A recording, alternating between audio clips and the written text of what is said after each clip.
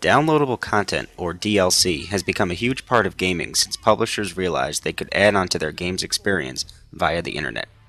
DLC packs for games like RPGs and shooters are incredibly common and can bring a whole new element to the game, making the experience fresh again. So we here at VGutopia have decided to count down the top 5 story-based DLC packs. Here they are. Fallout New Vegas followed the model of Fallout 3 by adding on several large story-driven DLC packs after launch that extended the gaming experience and told new stories. The difference is that all 4 pieces of DLC for New Vegas had an overarching plot that was laid out in tiny bits as you went along. This led each pack to become more interesting while still telling very unique side stories and taking the courier to various extra locales. The Honest Hearts DLC brings the courier to Utah's Zion National Park and introduces the player to the conflict between the Whitelegs and the other tribals in the area. The courier comes face to face with the Burned Man, Caesar's first legate, and is given plenty of choice on how to deal with the situation. The DLC borrows a lot of the mythos that is talked about in the main game and expands that, making the world even more rich and interesting. The new weapons, characters, and the overall experience make the Honest Hearts DLC a lot of fun to play through, and an important part of the Fallout New Vegas DLC story.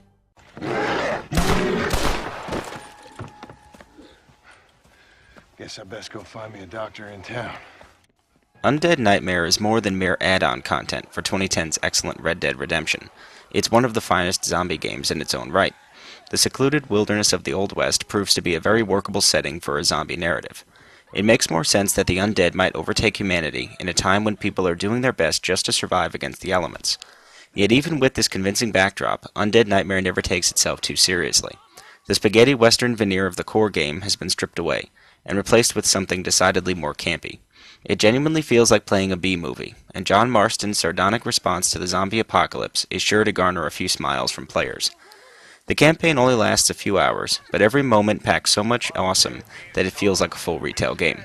As a bonus, the Undead Nightmare DLC also contains some new multiplayer modes, including a horde-style game type that allows a group of buddies to take on wave after wave of reanimated corpses.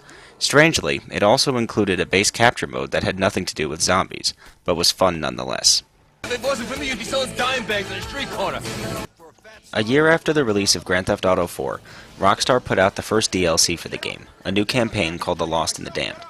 The new side story featured Johnny Klebitz, vice president of the Lost Motorcycle Club.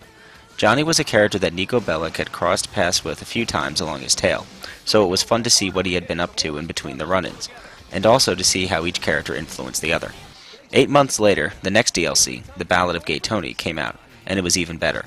Again, we were treated to a character both Niko and Johnny had run into a few times, Luis Lopez.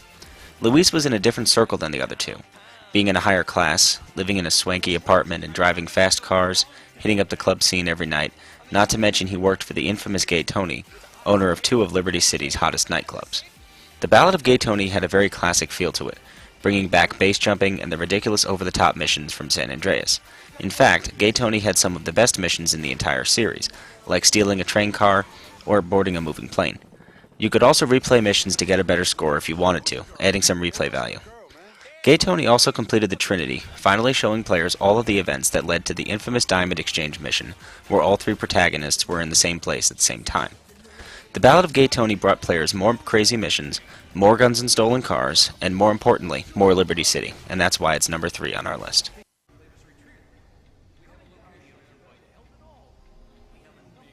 Fallout 3 was released to a lot of praise, but one thing that bothered many gamers was the inability to explore the game world after the main story quest was completed. Broken Steel, the third add-on for the title, fixed this issue, and expanded the story of the war between the Enclave and the Brotherhood of Steel that began in the main game. The extra weaponry, characters, side quests, and the added level cap expanded the game substantially, and made the game much more fun to come back to, even after the main campaign was complete. The ability to see the effects of your actions after the main quest is also an interesting draw, with several side quests dealing with the water purifier and the distribution of the water. The other DLC for Fallout 3 added different locations for the player to explore, and while Broken Steel does go to some new areas, much of the added content takes place right in the capital wasteland, and that is an interesting dynamic which works very well and makes it one of the best DLC add-ons ever. Cerberus gave me data on where to find him. Interested? Mass Effect 2 is a phenomenal game that takes players on a gigantic romp through the galaxy against suicidal odds to stop an evil force. So shouldn't a game like that have some great DLC? Luckily for gamers, the team at BioWare had some great DLC up their sleeves, and Lair of the Shadow Broker is the best of them all. The DLC reunites players with Liara Tassoni, who was in the main game but not as a squad member, in the hope of tracking down the infamous information dealer known as the Shadow Broker. The DLC packs a ton of action, great character interaction, detective work, and some cool twists together to create an incredibly memorable experience.